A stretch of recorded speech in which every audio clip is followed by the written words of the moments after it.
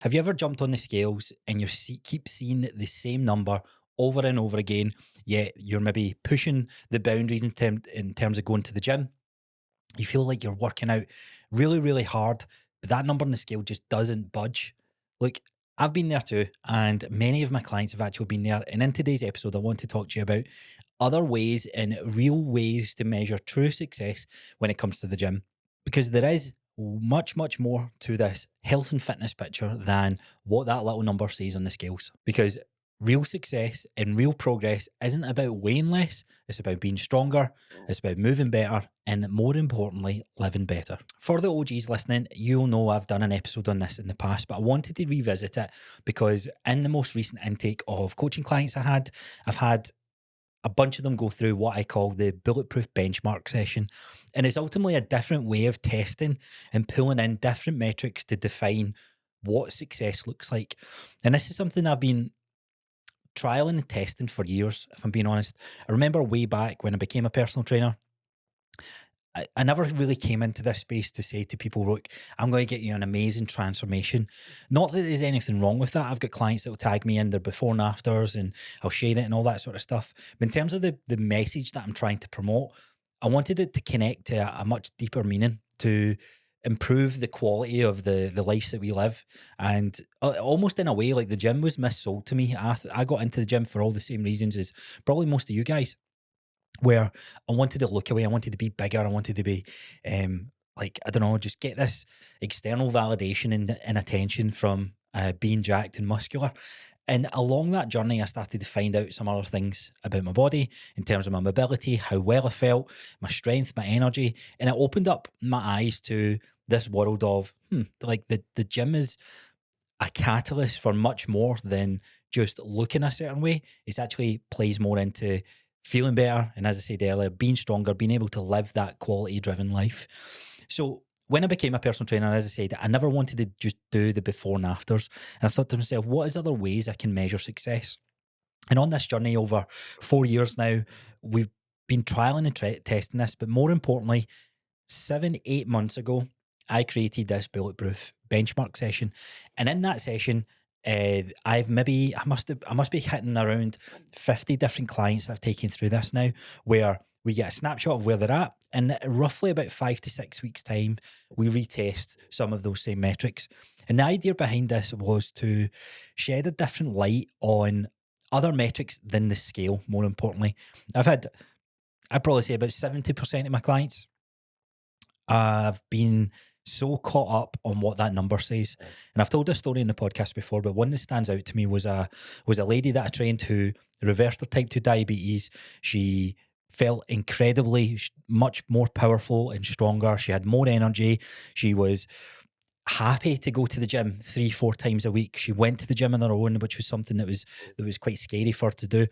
All of this stuff, so many benefits, right? In her 50s, she was reaping these rewards, right? However, one important relationship, or I guess a bad relationship she had, was with what the scale said. So at the start, we done our weight measurement, and this was before I'd done the benchmark sessions. So we grabbed her weight just to see where it started. And I said, look, we're not going to test this. She came to me because she was wanting to go to her daughter's wedding and wanted to feel comfortable in what she was wearing, etc., etc. So I was like, right, okay, cool. We're going to try and flip the script a little bit. We'll work on some of these other things. And that's what I mentioned there, was some of the rewards that she started feeling. She felt she looked better in the clothes that she was wearing. And then it became like 7, 8 months, and she came in, and I was going through the process of getting this gym, and I'll never forget that she came in and something seemed off, and I says, what's up with you? And she said, I jumped on the scales this morning.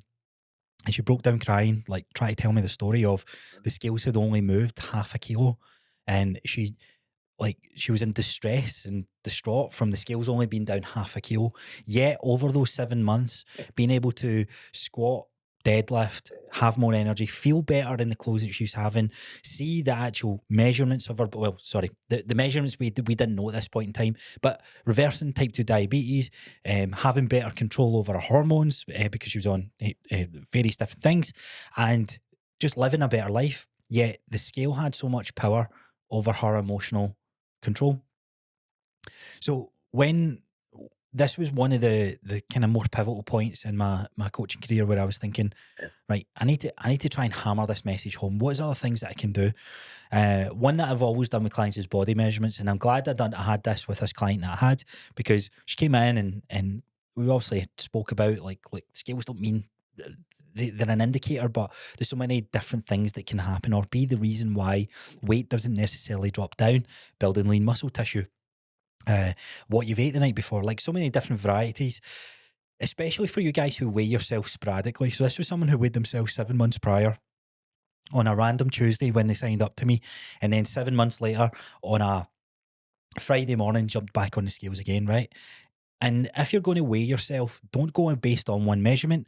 Do it over an average of a certain amount of days. So if I weigh my clients, or if my clients want to get as accurate readings as you can, Monday, Wednesday, Fridays, do that for a couple of weeks and then take the average of each week.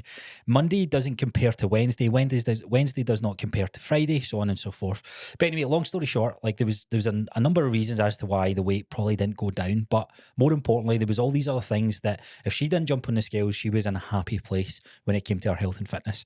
Now, because you're so distraught, I was like, right, let's update measurements, because that's really the key factor. You wanted to feel better in your own skin and in the clothes that you're wearing on your daughter's wedding day. And you just tell me you went out a couple of weeks ago and last month, and you're like, I'm feeling good and I'm getting compliments and all this sort of stuff. So we know for a fact body measurements have changed.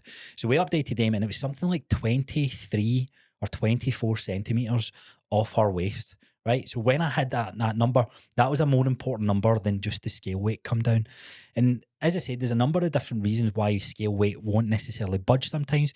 But this is someone that had a history of multiple fad diets, multiple, I guess, borderline eating disorders, and a variety of stressful situations that they've put their metabolism under, that it's going to be very stubborn on dropping body weight because he's been in this space for so long. And 7 months might seem like a long time, but it isn't necessarily, especially when someone's coming to me and their calories are already relatively low. And I'm not just saying that they were lying about the food that they were having, but their metabolism was in a place where all it knows is low calorie diet. So on these lower calories, it's able to survive, but it means all these other things were more complicated. Lack of energy, struggling to sleep, struggling to get up and go, and all these sorts of things. And that's why I took the approach of the resistance training side of things.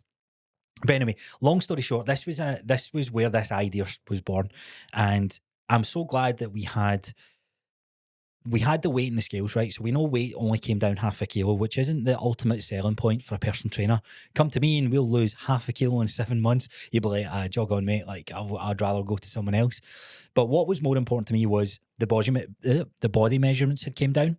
And through the app and the programming that we do with my clients, we track everything. So what we could look back at and say was, in the initial assessment phase that I used to do with all my clients on the gym floor, we struggled to put the barbell on our back and squat anything more than 25 kilos. Fast forward 7 months, and we had a top end of a 3-rep max at 70 kilos. Now, to me, that's pretty damn impressive. And this is where this idea started to spur, and I was like, right, you know what? I need to start videoing and testing everyone's squat, bench, deadlift, and overhead press. And then I started to add other metrics and measurements into this. But the whole point of raising this and doing this episode is to help you guys and girls out there who have so much or get so much distress from what the number on the scale says. The number on the scales is an important factor in all these metrics, but it shouldn't be the be all and end all. We have to bring in all these other things. And this is why, like, the green, amber, red kind of scenario is quite good to look at.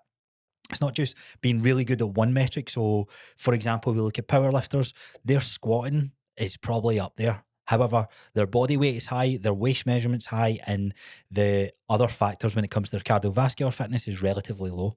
So we want to have this rounded, holistic picture when it comes to what is good metrics to aim for when it comes to your health and fitness journey. And that's what we're going to get into today. So I'm going to share what I've been doing through this benchmark session so you can take away and apply it to your own journey, or give you another idea of certain things to track if you're stuck in this cycle of looking in front of the mirror and looking at the scales. Because that mirror representation of yourself is so subjective and based off how you're feeling about yourself psychologically. And the weight in the scales is just a tiny part of the picture of all these other metrics. If you chase either of them alone, you don't necessarily it doesn't necessarily guarantee you're going to see success. But if you bring in a couple other metrics, you have more options on things that you can focus on, because the weight in the scales and the picture or the mirror, it really only leads you down one path, and that is dieting. You'll not get to explore reverse dieting, building strength, building mobility, etc., etc. So let's jump into this. Now, why this? That I guess that sums up the why. But to re-emphasize this, there is a book I'm reading just now called Outlive by Peter Attia. He was recently on the Diary of a CEO podcast, and I really like his stuff. I followed him for a long time. And as I said, when I became a personal trainer, I had this view of, you know what, I want to help people with their longevity, with the quality of life. And I'll never forget a conversation one of my early mentors said to me. He was like, find your ideal client, ICA. And I was like, what does ICA mean? It's like, your ideal client avatar. And I was like, right, okay, well, what's my ideal client avatar? Well, just somebody that wants to improve their health and fitness. Too broad, go specific. How old are they? What's their gender type, etc., etc. And I was like, well, my client base, I've got someone who's 19 that wants to get better at American football, and I've got someone who's just recovered from breast cancer and lifting weights for the first time in her 60s. And that was the wide range of clients that I had, and everyone in between, right?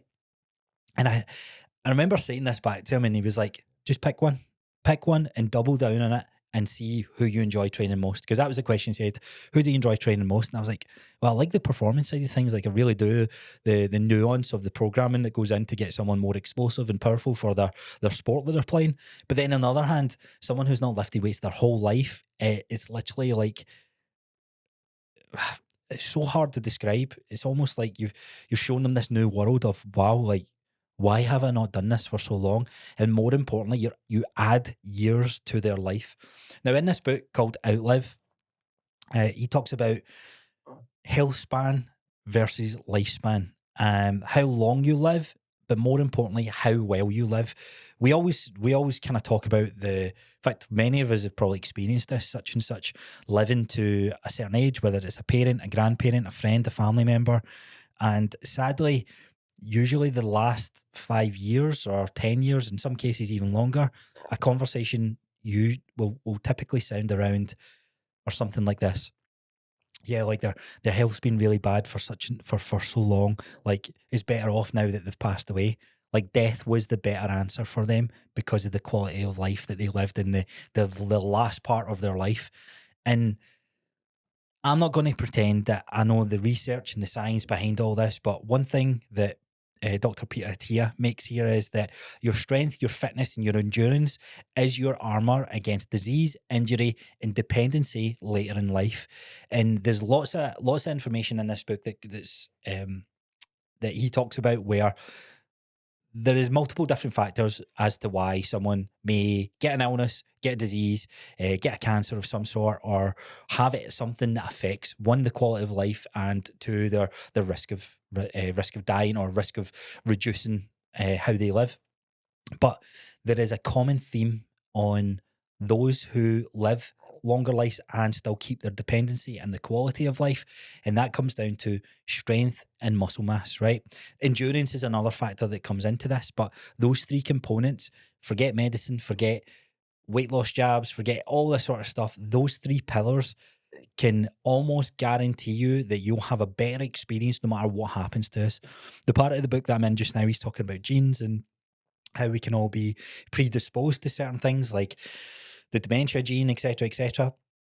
But when they've compared that to those who live over 100 and still live a pretty decent quality of life over 100, it turns out some of those individuals also have those genes. So the decisions that we make today generally do matter of how we live that last 10 years of life. And strength, muscle mass, and endurance, those three things will, in most cases, give you an extra 10, 20, and sometimes even 30 years. Now, what I like about this message is strength is trainable, fitness is trainable, and you can build literally this foundation of your health and fitness one brick at a time, or as I like to say, one rep at a time. And just like when you invest in yourself. If some of you guys remember way back when, I had t-shirts made up with them with building your physical pension, just like when you put money away to invest for a future, whether it's a pension or it's the, I don't know, S&P 500 or whatever, you're putting away that money every single month and you don't really notice it. But over a longer trajectory, you see that compound more and more and more. And that's what resistance training does. And more importantly, being able and strong. Now, what I do want to talk about is strength, right? Strength isn't a certain weight. It's all very relative to your own journey. So an example I'm going to use here is one of my clients just being able to lift 2.5 kilos above their head and get their bicep to touch their ear pain-free. That is them getting stronger because that was a movement they couldn't do once before. On the other side of things, I have a client who hasn't necessarily lifted weights before, but he's got really, really strong in his overhead press, where the other day we lifted 65 kilos over his head, right?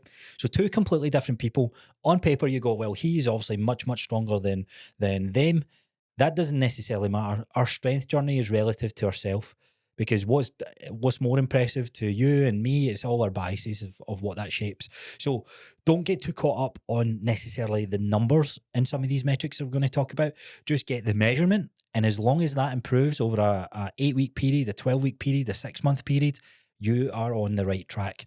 Just like there is no ideal weight. I want to be 40 kilos.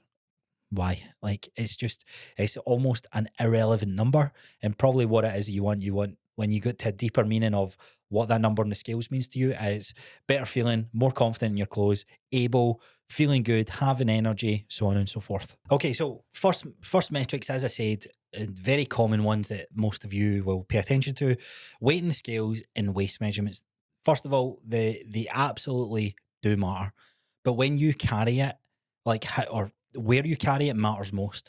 So if you jump on the scales and you get 80 kilo and you're 70% body fat, then yes, there is, you're morbidly obese, and there is real concerns to not just how long you live, but the illnesses and diseases that you can occur because you have extra visceral body fat. It's been proven and tested across multiple different parts of the world who experience, I guess, similar body fat percentages.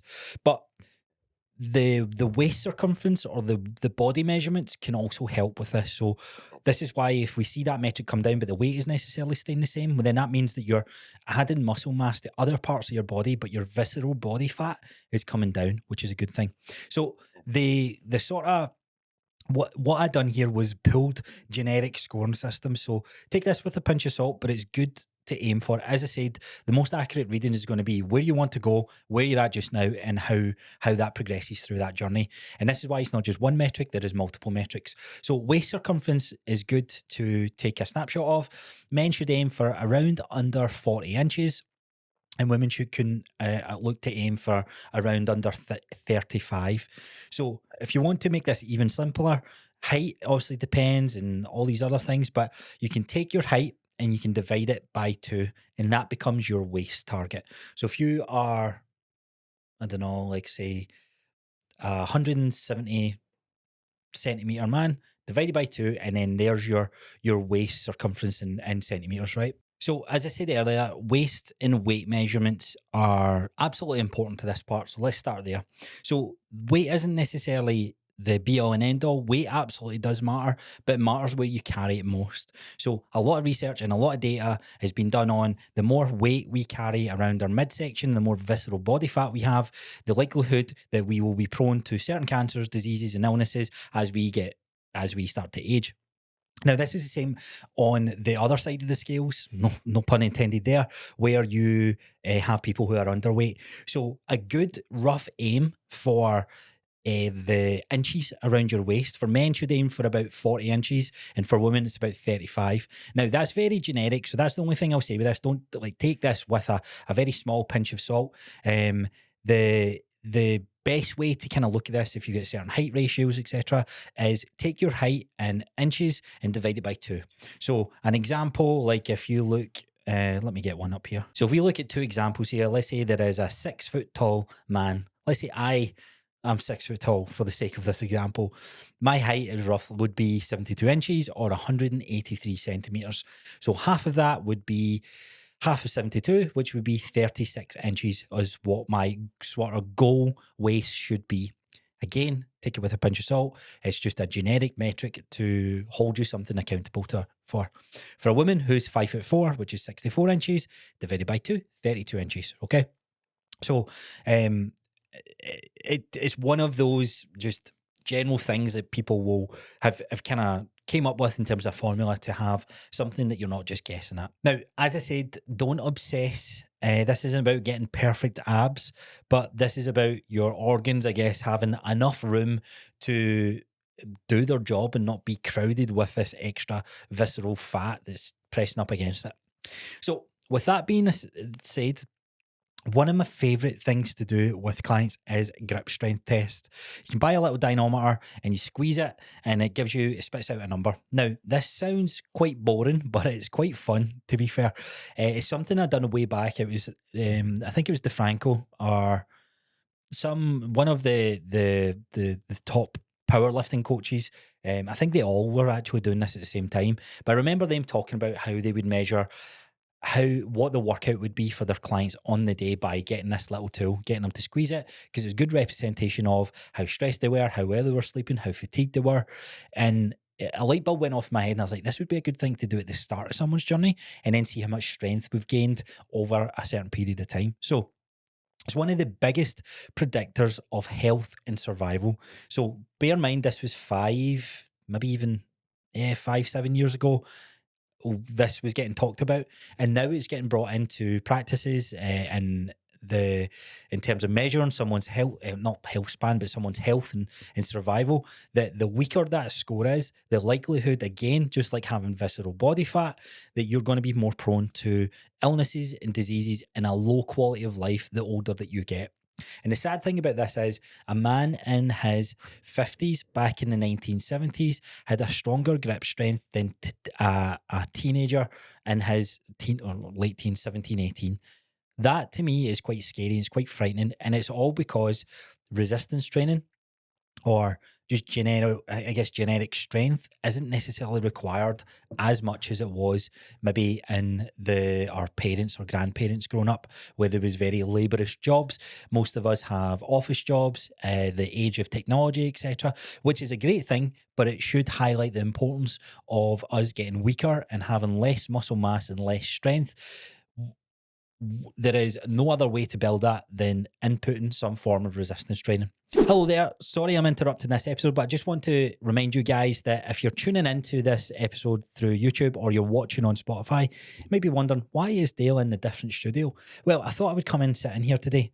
It's a very nice vibe, very cool, ambience, atmosphere, I guess, if you want to call it. But one of the reasons I sat in here today was to remind you, if you are interested in starting your own podcast, or you're looking for any video content creation for your business, for your coaching, for your venture, then reach out to Bulletproof Studios. The team is growing rapidly, and myself and Jillian and the other guys and girls that are working for us can help you get started, or just help you with your creatives, help you with your content. So check out Bulletproof Studios below. If you don't follow us over there, hit us up and we can have a chat and see what we can do to help you or your business. So that is enough of that. Let's get back to the episode. So let's talk about some metrics then. So grip strength, you would be in the red if you squeeze that handle as hard as you can and it's less than 30 kilos for men. For women, if it's less than 20, again, you would be considered in the red. For the amber, you would be about 30 to 45 kilos. If you're in that range, you are in the amber for men. It is 20 to 25 kilos for women. To be in the green, to be in a good position with this, if you squeeze it as hard as you can, bear in mind this is both arms, you are for between 45 and 60 kilos for men, you're in the green. And for women, if you're between 25 and 35, again, you are in the green. Now, to be exceptional or above, then anything over 60 kilos for men is considered elite, and anything over 35 kilos for women is considered elite. So most of us don't think about it until we need it. And that's something that I want you to really take away from this part. Our grip strength will really fade fast if we don't have some form of training around it. And I don't mean like training how best you squeeze. It's just the ability of holding on to resistance, putting it down, and just working or exercising with it. You can go cycling, you can go swimming, you can go running, dancing, hiking. It doesn't matter. They are all forms of exercise, but the importance of resistance training to strengthen your muscles has to be key. It has to be a key pillar that you involve in your training. And the best part is it can be once a week and you'll see progress with this, as of many of my clients. Okay, continuing the theme of grip strength, another one I really like to do is bodyweight barbell holds, because this is factoring in how heavy someone is and how strong they are in relative to their how heavy they are. And the score is all about time. How long can you hold a barbell with your weight and how long can you hold it for? Double overhand grip. You can use chalk if you want, no wraps, just pure grip strength. Now, for the targets around this, you would, if you are maybe on the overweight side of things or you're maybe in the obese side of things, that's going to be pretty heavy. And I've had this with many clients where they've only been able to move this and lift it and hold it for as little as 2 seconds. Some clients haven't even been able to lift it, which is totally fine, because remember, this is a snapshot at the start of their journey. What we'll do in 6 weeks' time, we'll retest. And every time we retest this, it goes from 3 seconds to 20, 25, sometimes even beyond. So this one, let's think about the targets to aim for. Anything under 10 seconds. So you grab the bar, you've got your body weight on, and you pick it up. You don't have to clean it, like deadlift it. So normally I'll hold the rack like a little bit higher, just like you're about to do shrugs. And it just means they have to lift it up an inch or so. So you're holding it, and you're holding it for as long as you can. If you're under 10 seconds, you're in the red. If you're between 10 and 20 seconds, you're amber. Green is anything between 30 and 45 seconds. And to be exceptional or in the elite category, anything over 60 seconds is considered elite. So not actually that long when you think about it. Now, this is a good one because your grip starts to burn, like your core's shaking, everything's tightening up, like your whole body is required to fire up, squeeze, tense, and hold in that situation. And I think it's a fantastic way of measuring another snapshot. So far we've got waist measurements, we've got the weight and the scales. You could probably add pictures in there as well, but then we start to get some of the more functional and objective markers. We've got the grip dynamometer test, and then this one is our dead holds. I've referred that one to.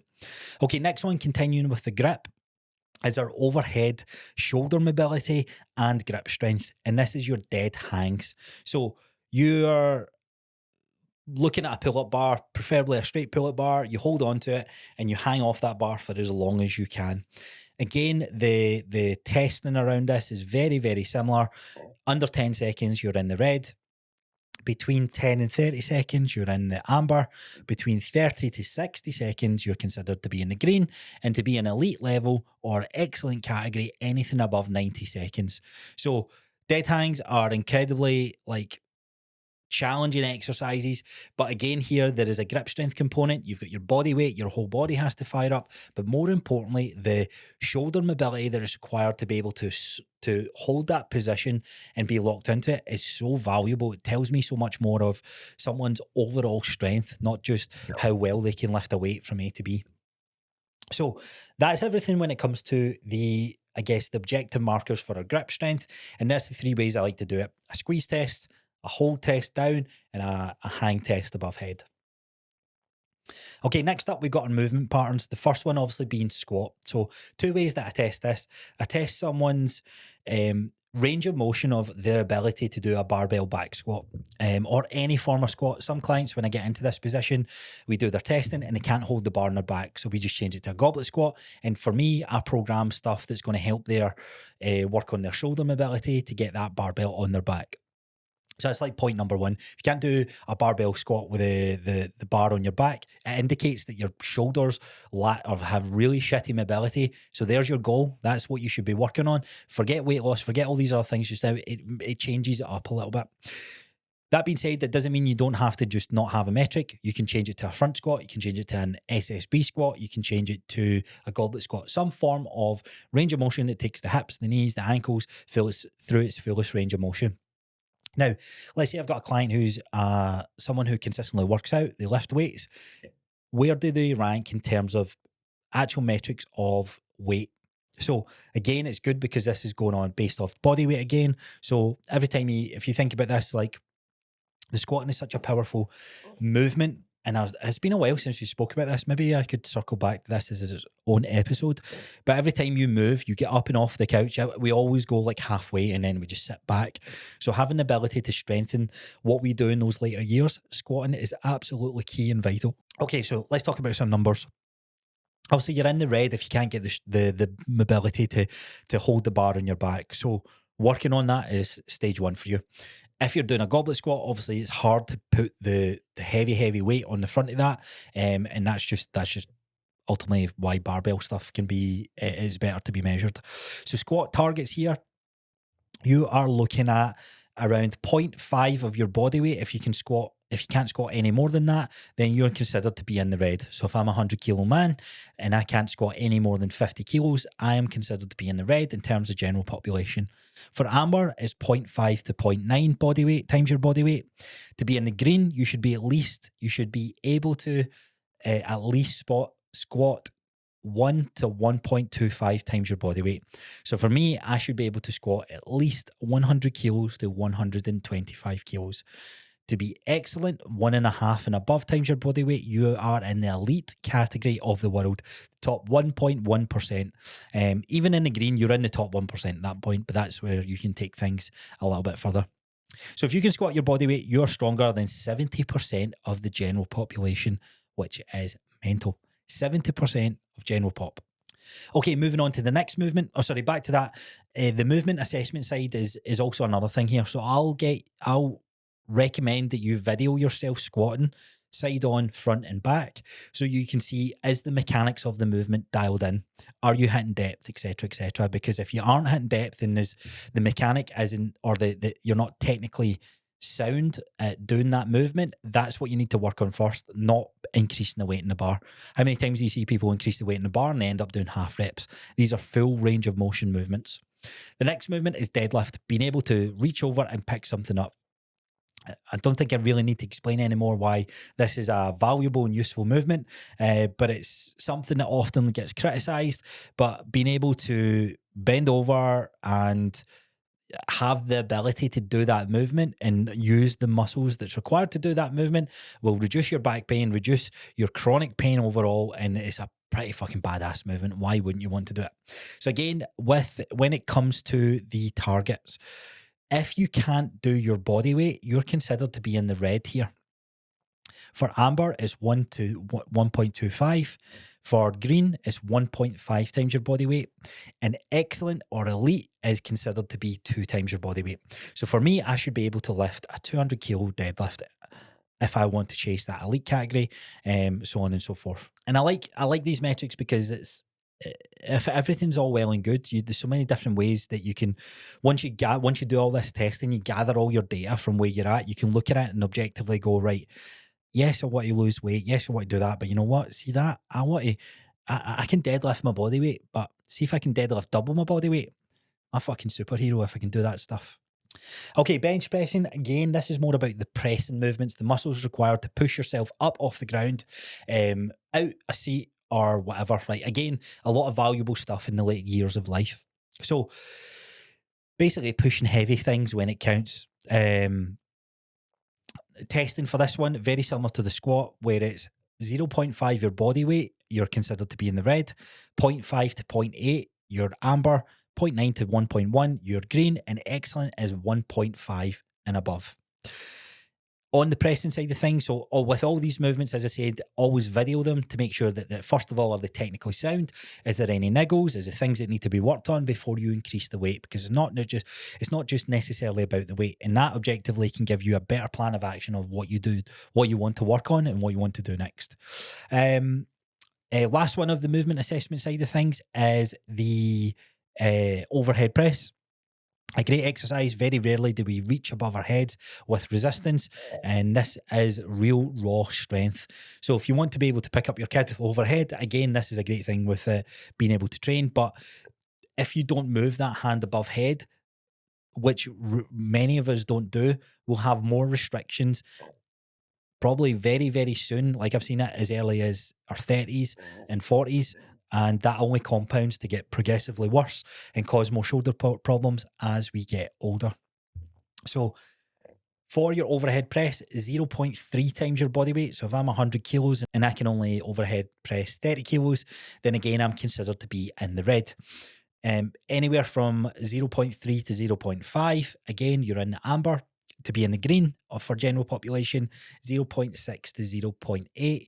And to be excellent is at least your body weight. Okay, so your body weight and above, you're considered to be in that elite level category.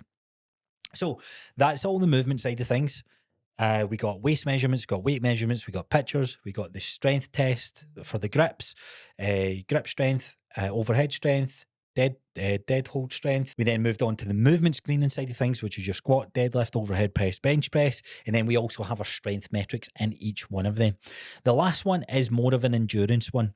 Now, what I will say with this, I'll also do press up test and pull up test, or a machine assisted pull up test, just to see where things are at in those two types of movements. But that is technically covered off in the major lifts, other than the pull up, I would say. So last piece of this puzzle is the endurance side of things. Endurance is a big part of what we do, right? It's great for our heart health, how our body functions, how our muscles get more oxygen, our ability to process oxygen, so on and so forth. Now, VO2 max is something that is often talked about, which is basically how much liters of air can your body process at one time. The bigger that number, the bigger that score, the better predictor of lesser heart problems and cardiovascular problems you'll have in later years of life. One of the best ways to test this isn't by buying a Garmin, it's by doing a test called the Cooper test. And I've not made this one of my favorite things to do because it's called Cooper, and obviously my dog's called Cooper, but it's a really easy thing to do. So what you do is, for 12 minutes, you cover as much distance as you can. That can be done by running, walking, or doing both, interrupting it. So if you can't run, you're just looking to move as best you can for the next 12 minutes and see how far you've traveled. For men, you are looking at anywhere from below 1.6 kilometers or 1,600 meters. You would be considered to be in the red. For amber, it's 1.6 to 2.2. kilometers. To be in the green, it's 2.3 to 2.7, and to be in the elite level, it is anything above 2.7 kilometers. For women, if you don't cover any more than 1,400 kilometers, you're considered to be in the red. Amber is 1.4 to 2 kilometers. To be in the green, it's 2.1 to 2.5, and to be excellent, it's anything over 2.5 kilometers. So you don't have to sprint, you just need to push yourself. Honestly, don't gas yourself out in the first 5 minutes. Just keep moving for that 12 minutes. Again, get your snapshot, and then you have a baseline of what you can improve on over the next coming months. So that wraps up the testing. That is another what we got. So we got, I guess, I don't know how you categorize these, but you have about 11 different metrics of data that you can test. And I guess it goes beyond that, because some of them is movement and strength, like the squat. Can I do the movement? Yes. Do I need to work in the movement? If the answer is yes. And then you've got a strength component of that as well. So pick something, get your scoring, test them all, get your baseline numbers, and then that gives you something to work on over the next couple of months, out with that number on the scales. Pick 2 or 3 that you want to have a focus on. I say you want the scales to come down. Right, okay, that's that category done. So if the scales come down, then your body measurements should change and the picture should change. So you don't need to pick that as the 3 things that you pick. Pick an R category, right, out of the strength movement assessments. I want my squat to be stronger. Cool, there's 2. And then everybody should be working on their endurance anyway. So that's your 3rd one. Pick as many as you want. Obviously, the more you pick, the the muddier the waters can be. But typically, a resistance training program that I'll do for any client will improve every single one of those metrics. That's how much detail I put into the programming to hit all those points. And again, that's why I'm a big advocate of full body training and not just working on specific, not necessarily goals, but specific body parts. Now, there's lots to go into when it comes to the programming and what you do next, etc. I'll give you 2 things on this, right? Number 1, if you want it done for you, check out my Bulletproof Strong workout program. That I kid you not, that is one of the best ways to improve every single metric within that.